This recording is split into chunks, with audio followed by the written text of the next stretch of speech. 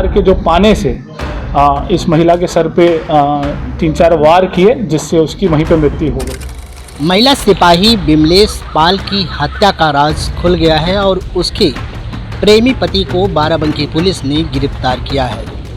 खुलासा बेहद चौंकाने वाला है और जिस तरह से निर्मम हत्या करने के बाद इस आरोपी सिपाही ने किस तरह से बचने की पूरी कोशिश की, उसका खुलासा आज बाराबंकी के पुलिस अधीक्षक ने किया है। देखिए किस तरह से महिला सिपाही से छुटकारा पाने के लिए उसने उसे रास्ते से हटाने का कैसा तरीका अपनाया। 2017 से इन दोनों की दोस्ती थी और दोनों एक ही जनपद के रहने वाले बताए जा रहे हैं। दिनांक 30/7/2025 को थाना मसौली क्षेत्र के हाईवे पे ही खेत में एक लेडी कांस्टेबल जिसका नाम विमलेश पाल था, जो हमारे थाना सुबेहा में पोस्टेड थी, उसकी डेड बॉडी मिली थी, जिसको हम लोगों ने पोस्टमार्टम हेतु और बाकी चीज़ों के लिए हॉस्पिटल भेजा था।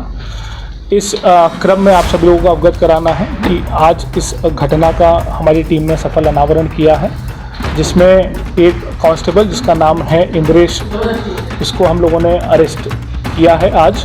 और इसमें जो पूरी पूछताछ हुई है, पूरी जो जानकारी हुई है, उसमें ये घटनाक्रम सामने आया है, जिसमें ये जो दोनों लोग हैं, जो लेडी कांस्टेबल और ये जो जिसने घटना कारित की है इंद्रेश, इन दोनों ने पिछले साल कोर्ट में शादी करी थी। इसमें विमलेश ने पिछले साल इस पे बलात्कार का मुकदमा लिखवाया था। उसके बाद इन दोनों ने कोर्ट मैरिज कर ली थी और वो बलात्कार के मुकदमे में क्लोजर रिपोर्ट लगी थी। लेकिन शादी करने के बावजूद भी ये इसको पत्नी की तरह साथ नहीं रख रहा था और जो ये लेडी कांस्टेबल थी, इसका ग्रीवांस यही था कि मुझे पत्नी की तरह ही साथ में रखो और प्रॉपर सारा फंक्शन वगैरह हम लोगों का होना चाहिए। इसी को लेके ये परेशान रहता था, क्योंकि ये इसको पत्नी के तौर पे नहीं रखना चाहता था। और इसी क्रम में इसने ये प्लानिंग करी कि इसको कैसे मार दिया जाए, क्योंकि ये यहाँ पहले भी पोस्टेड रहा है। ये जो व्यक्ति है इंद्रेश, यहाँ पहले बाराबंकी में ही पोस्टेड था, तो इसको सारे रूट वगैरह पता थे और इसको टाइमिंग भी पता थी कि कब जो रोड है वो सुनसान रहती है, कब पुलिस की ड्यूटीज़ कहीं और रहती है, कब ज़्यादा व्यस्तता रहती है।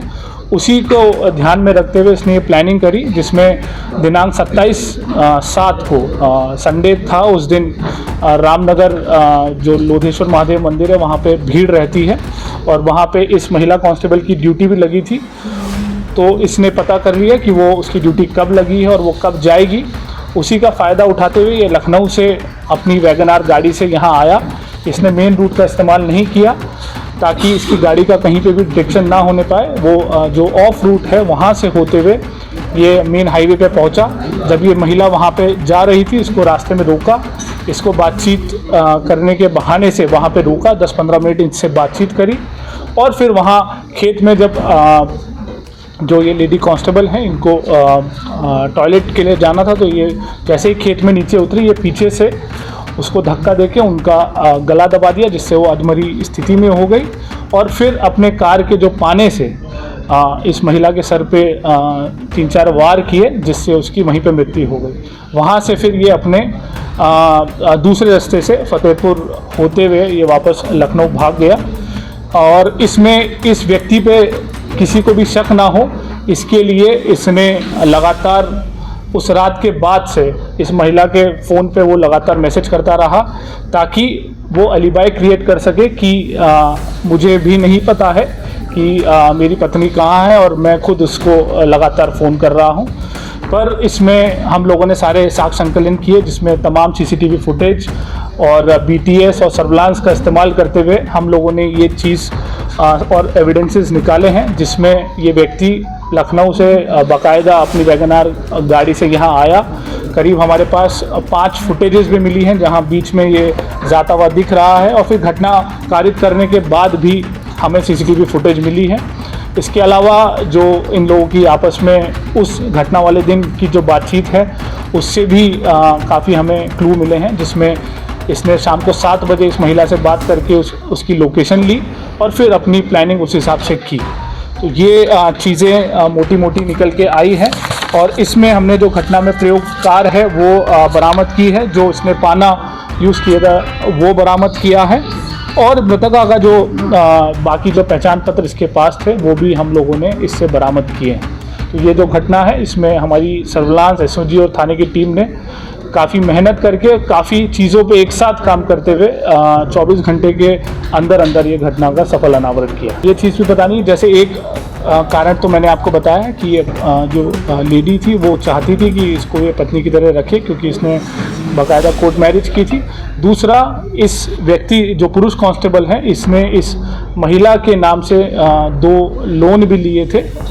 महिला ने इस व्यक्ति के लिए 2 लोन भी लिए थे लगभग 5 लाख रुपए के, और पैसे का लेन देन इनका बना रहता था जिसमें ये पुरुष इससे पैसे लेता रहता था। तो ये चीज़ें भी इनके बैंक अकाउंट के ट्रांजैक्शन से सामने आई। तो मैं क्लैरिफिकेशन कल भी हम लोगों ने दिया था, आज भी हम बता दें कि जो पीएम रिपोर्ट है वो आप लोगों से भी साझा कर ली जाएगी, और जो कंप्लेनेंट है उनको भी हमने बताया है। पीएम में जो रेप के बारे में पुष्टि नहीं हुई है। दूसरा, जो मौत का कारण है वो हेड इंजरी है जो कि पाने से जो उपयोग हुआ है उससे हुई है। दूसरा, अर्धनग्न स्थिति में नहीं मिली थी, जैसा कि हमने बताया घटनाक्रम ये टॉयलेट करने गई तो जैसे कोई ये स्वाभाविक चीज़ है, उसने अपने पैंट का हुक खोला, उसी दौरान इसने पीछे से धक्का दिया और फिर गला दबा दिया, तो वो जो पैंट का हुक था वो बिल्कुल खुला हुआ पाया गया।